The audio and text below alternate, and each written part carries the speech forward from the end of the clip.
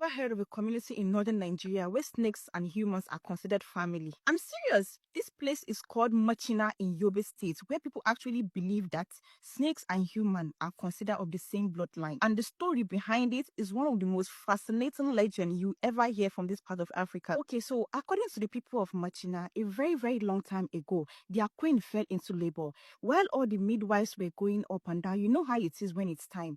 When it was time for the baby to come out, a very beautiful baby prince came out, and all the midwives were like, Mashallah, Mashallah. Turns out that the queen was actually carrying twins, and it was time for the other baby to step into the world.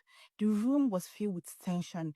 All the midwives were like, Amaria, push! And Amaria was like, "Ah." And the unimaginable happened. The other baby, shockingly, was a snake. Yeah, a snake. All the midwives were like, Inna lillahi, Inna. You could feel and see the fears in their eyes. Even the palace guards didn't know what to do. And the queen, who was still recovering, looked at both of them and said, "These are my children, both of them."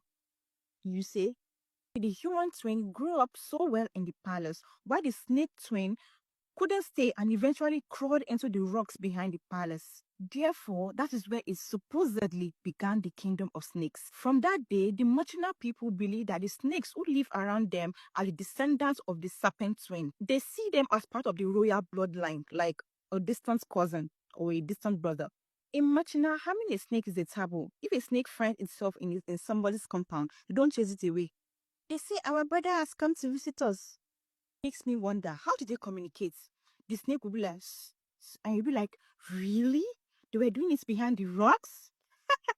Crazy, right? But to them, it's a deep cultural and spiritual belief. Anytime there's an occasion in the palace or the community, they are always present. They will be like, I can't be left out of the party today. People still talk about the connection. Even the emir of Machina himself has acknowledged that the legend is part of their history, a story passed down for generations. If you happen to visit Machina today, the locals will reaffirm it to you that the snakes are not to be harmed. It's one of those stories that blend myth, culture, and identity, reminding us how deeply our ancestors respected nature and believed in spiritual bond beyond human imaginations. So somewhere under the sands of Yobe, a kingdom of snakes is still guarding the bloodline of their twin brother. Because in Machina, the people say, once born by the same mother, forever a family.